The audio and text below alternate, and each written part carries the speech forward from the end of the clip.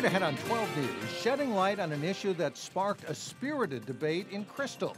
Plus, an investigation involving Hopkins High School students that a local police chief calls disturbing and unusual. But first, a high-risk theft case that forced a church to temporarily close.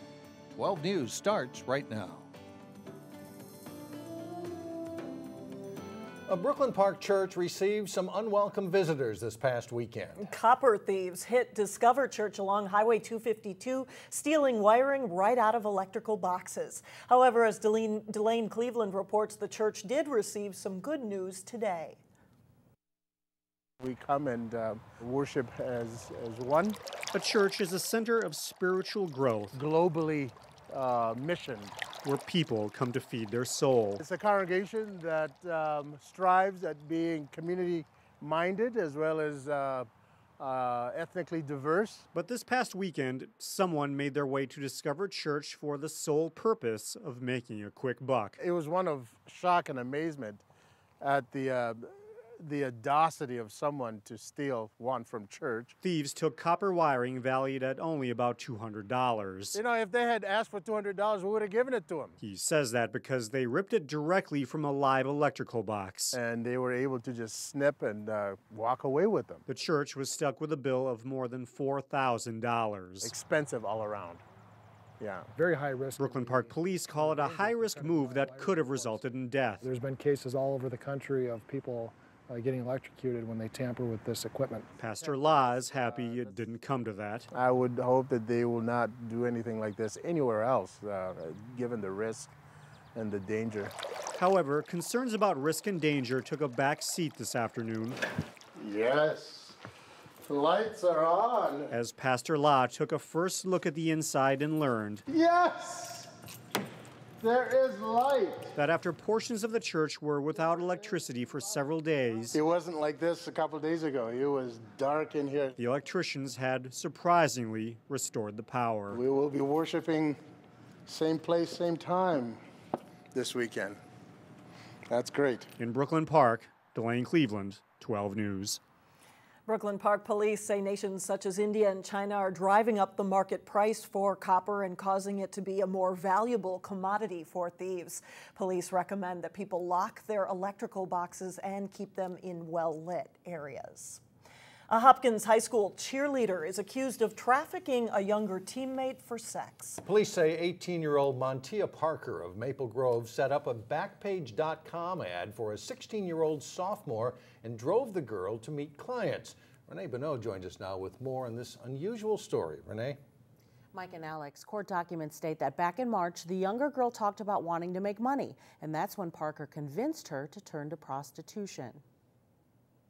On March 5th and 6th, Parker pulled the 16-year-old out of school to meet with clients who responded to a prostitution ad Parker posted for the girl on Backpage.com. The first day, she took the girl to an apartment in Crystal, where the girl had oral sex with a man for $60. Parker pocketed all the money. The next day, they went to a home in Brooklyn Park, where a man there wanted to have intercourse with the girl. When she refused, Parker allegedly said, "I didn't drive up here for nothing, and eventually you will need to have sex." The girl did not end up having sex. A few days later, the younger girl's mother called police after finding text messages between the girls that referenced prostitution. Once police told Hopkins High School what was going on, the district permanently removed Parker from school. The district released a statement saying, "Although these events did not occur on school grounds, the charges are very serious. When we learned of them, we acted immediately to ensure the safety of all Hopkins High School students." Police and court documents refer to the 16-year-old in this case as purely a victim. Not only did it appear she was coerced into prostitution, but her mother told police she also has developmental cognitive delay. Mike and Alex, it's very rare to hear young people trafficking other young people, and we spoke with Minnetonka's police chief, who told me in his 28 years at that department and 6 as a liaison at Hopkins High School, he had never heard of anything quite like this until now. Very unusual. All right. Thank you, Renee. Faulty wiring to a lamp is blamed for a fire that destroyed a home in Golden Valley. That's according to a person who lived at the house. The fire broke out early this morning at the home on the 400 block of Cloverleaf Drive. 3 people were inside. Victor Bovenkamp awoke to find an entire bedroom wall on fire. My hand was melting to the mattress and my hair was lit on fire. and I got her out and I got her mom out of the house. No one suffered serious injuries. 2 dogs and 1 cat did die in the fire. Golden Valley residents are one step closer to legally keeping chickens. The City Council approved amending its ordinance to allow chickens in a 3-2 vote. One more vote is still to come. It's an issue the city's Environmental Commission spent 10 months studying. Those supporting the change say it's a well-balanced approach to the urban farming movement, but those against feel their concerns are not being addressed. We've seen how our community has embraced the farmers market in terms of locally grown, organic agriculture, and I see this as kind of a next step in that sense. If we're going to be pets, then why allow only chickens? Why not ducks, geese, pigeons, etc., goats, sheep, pot-bellied pigs, llamas? Under the ordinance, only about 60 to 70% of Golden Valley residents would be eligible to keep chickens because of setback requirements. In Crystal, solar energy will soon help power the city's community center. In a 4-3 vote, the council approved the project, but the issue of solar panels fueled plenty of debate. It's a perfect flat roof, very easy to work on. From the rooftop, Crystal's community center is about to get a jolt of solar energy, even on days when the sun is hard to find. But they still produce electricity. As long as there's a sun up there, it's daytime, and the sky is bright, they still produce electricity. 210 Minnesota-made solar panels will soon be installed above the community center's gymnasium. They're designed to produce at least 10% of the energy needed to power the community center each year. The $332,000 project will be paid for with rebates from Xcel Energy and state incentives. It's estimated it'll save the city $75,000 over the next 40 years. But on the council, the project didn't come without debate. The project is over $300,000. What we're going to save is $75,000. It's a huge loss in my mind. Mayor Jim Adams doesn't think Crystal should be in the business of alternative energy. It is not one of our core services. This is not one of the services that we have been hired to do in the city of Crystal. Council member Mark Hoffman sees it differently, calling it a feel-good project that's the right thing to do. Part of the feel-good is it's being mandated right now. Everybody knows the legislature just upped the solar energy part of the equation for 2025, and anybody that watches state government knows sooner or later, when things aren't working well, they come to the cities and they say, you are going to do this. In the end, a 4-3 vote determined Crystal will give solar panels a try, and they could be up and running as early as September. The solar panels will have the capacity to produce more than 39,000 watts of energy on a bright, sunny day. Whole Foods has announced when it will be opening its Maple Grove store. The natural and organic food retailer says it will open on July 17th. It's taking over the space of a former Ultimate Electronics store in the shops at Arbor Lakes. While there is excitement, there is also, by the way, parking concerns in that busy area of Arbor Lakes. Well, we all get them from time to time, door knocks from a salesperson. Up next, what you should watch out for. And then later in sports, Wayzata's baseball team plays for a spot in the state tournament. But first, it's your AccuWeather forecast.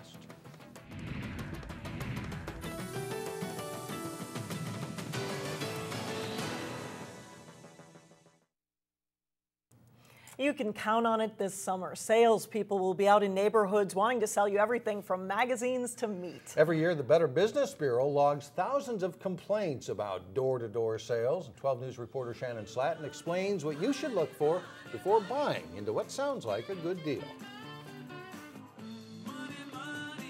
Summertime is the busiest time of year for door-to-door sales, but that's also when complaints go up too. Dan Hendrickson with the Better Business Bureau is here to talk about that. Now, what type of complaints do you usually get? We usually get high-pressure sales at the door, people saying, well, they knocked on my door and it seemed fine to start, but then suddenly the high-pressure tactics started.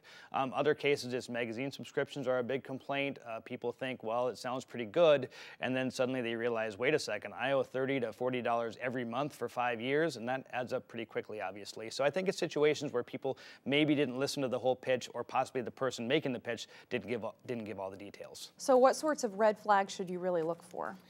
Anyone who refuses to provide identification or tell you who they're with, or if they just say, well, I'm with this company, you know, we've been here for many years, you always want to know who you're dealing with. Again, the high-pressure sales tactics, once you start to feel uncomfortable, it's best just to end the transaction right there. And really just, I'd suggest getting the materials ahead of time and saying, look, I'm going to review the materials. If I want to do this, stop back in a day or two. And if they say, well, I'm only here today, you know what? That's their problem, I'm afraid. Sure. Now, what if you really want to buy in? The deal seems great. Is there anything you can do to go ahead and buy into that but still safeguard yourself?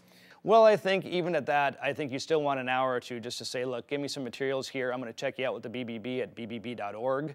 I want to maybe call your company and find out to make sure you're affiliated with them, because sometimes people say, well, I'm with company X, and they're not, and that's a big problem too. So really just make sure you have the details, you feel comfortable, and of course look out for your safety. If you feel the person on your doorstep is making you uncomfortable or is even getting threatening, end it right there and just say, look, I'm going to close this door and we're done.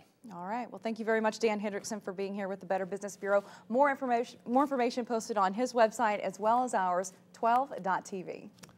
And here's a look at that list. The BBB receives the most complaints on door-to-door sales for magazine subscriptions, meat or food products, cosmetics, photography, and cleaning supplies. Well, coming up, why Maple Grove Fire Chief says there will be a real void in the fire department. But first, Wayzata and Maple Grove square off in the state semifinals in boys tennis. John Jacobson is in next with sports.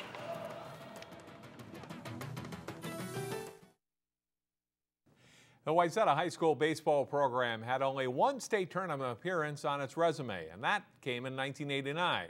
That is until Tuesday night. The Trojans needing to beat Edina twice in the double elimination 6-3A tournament. Game one, top of the third, Edina's Mark Hanberg with a base hit through the hole that scores Ryan Searles and makes it 3-0 Hornets. The Trojans rally. Nick Olmanson's hit the other way drops in. Christian Linhart scores. The two-out triple for Olmanson. To the bottom of the fourth, Joe Hubert with a base hit that scores Thomas Nettleton, starting a 4-run inning for the Trojans as they take the lead. To the top of the sixth, a nice double play by Wayzata. Michael Faco snagging the line drive, doubles the runner off second base. Then in the bottom of the sixth, Faco's ground ball sneaks through for a run-scoring hit. Edina rallies in the seventh, but Wayzata holds on to win 6-5 and force a second game. In game two, the Hornets start their ace, Matt Hoffner, and he keeps Wayzata scoreless through 4 innings. But in the bottom of the fifth, Faco is clutch with a 2-out hit. Matt Blanchard scores and ties the game at 1. Olmanson keeps the rally going. His hit scores Jordan Sell, and Wayzata takes a 2-1 lead. But Hoffner comes through with the bat in the top of the sixth, crushing a ground rule double to right field. It scores 1, and we're tied up. Wayzata goes back ahead, though. In the bottom of the sixth, Daniel Davis scores on a wild pitch. And Ryan Wallstead tosses a 2-hitter for Wayzata. The Trojans win 4-2, and they are going to state. In Section 5, 3A, 2 local teams played for a spot in tonight's section final. Champlin Park and Maple Grove meeting in an elimination game in Coon Rapids. Highlights from this one: Maple Grove gets on the board in the second inning. Nate Erickson grounding to short to bring Alex Benson home. It's 1-0 Crimson. Same inning, Mitchell Scott delivers a single to right. That brings Tyler Field home, and it's 2-0 Maple Grove through 2.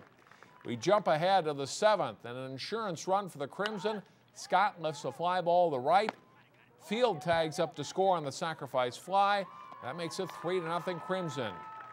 Eric Keeley pitches a gem for Maple Grove. He gets some help here on a diving grab by center fielder Joe Franta in the seventh inning. Maple Grove wins 3-0. They're scheduled to play Coon Rapids in the final tonight, Wednesday, weather permitting. Day 2 of the state tennis tournament featured a semifinal matchup of 2 local teams. Wayzata and Maple Grove meeting in the Class AA semifinals this morning. Number 2 singles, Nick Beatty of Wayzata serving to Charlie Atkins. Beatty with a nice soft touch on his second return. He wins the point and the match, 6-love, 6-1. First doubles play, and Jack Graven serving for Wayzata. He and Steele Kowalczyk facing Rory Calabria and Jacob Endress. Endress with a nice shot over Kowalczyk's head for a point. But Graven blisters an ace serve here as the Trojans duo wins their match in straight sets, 6-4, 6-love. At number 1 singles, it's Maple Grove's Zach Atkins in the near court going up against Dustin Britton. Britton takes the point and the match, 6-3, 6-2. Wayzata wins 7-0. We'll have highlights of their state final match against Minnetonka Thursday starting at 4 here on 12 News. Fans and girls in the Section 6-3A golf tournament played through a steady drizzle as they competed for spots in the state tournament. Sarah Santowski of Armstrong putting for a birdie on the 11th hole at Ridges at Sand Creek. Her second round score of 94 keeps her from qualifying for the state tournament.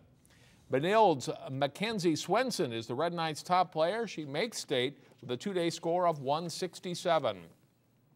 Wayzata's Sarah Burnham comes in as the favorite to win medalist honors, and the Trojans junior plays outstanding golf. Although she misses her long birdie try coming up here on number 12, she finishes 4 under par for 36 holes to win medalist honors by 15 strokes. Edina's girls win the section. They head to state. Wayzata finishes second. Burnham, Swenson, and Wayzata's Jessica Nelson are the local state qualifiers. It's state week in softball. Maple Grove is a strong contender in Class 3A. The Crimson carry a 21-1 record into this tournament. They won the Section 5 3A tourney without a loss. Maple Grove was runner-up last season at state, but lost some key players to graduation. Exciting to be back, and they expect to do well. I think we have one of the toughest conferences out there, and I think we were tested all the way through the season, and we proved ourselves, so it should be a good state. Well, right now, I guess because our season's been so short, it's still hard to believe that it's almost over. It's just an amazing feeling to be able to go back-to-back, going back to the state tournament. It's just going to be amazing. Hopefully, we're going to go out there and we're going to play our game. Maple Grove faces Bloomington Jefferson in the quarterfinals Thursday at 11 a.m. at Caswell Park in North Mankato. We'll have highlights Thursday starting at 4 here on 12 News. And that's a look at sports. After the spring we've had, it's hard to believe we're state tournament time. You know, it doesn't feel like it's time. Thanks, John. Still ahead, someone who's worn many hats in the Maple Grove Fire Department. Why she just received one more hat when we come back.